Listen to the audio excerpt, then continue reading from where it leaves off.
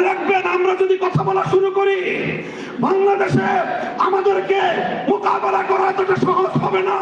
আপনাদের তত্ত্বাবধায়ক সরকারে একজন ধর্ম উপদেষ্টা আমাদের আলেম সমাজের থেকে প্রতিনিধিত্ব করতেছেন, ডক্টর আফম খালিদ সাহেব। বাংলাদেশের ইসলামপন্থীরা সকলে তার ব্যাপারে একমত, কারো তার ব্যাপারে দ্বিমত নাই। এরকম একজন ইসলামপন্থীদের সর্বজন গ্রহণযোগ্য ব্যক্তি আপনাদের পরিষদে থাকার পরেও আপনারা শিক্ষা কমিশনের ধর্ম বিষয়ক স্কলার যখন নেবেন, আফম খালিদ সাহেবকে জিজ্ঞাসা করেছেন? আপনারা করেন নাই।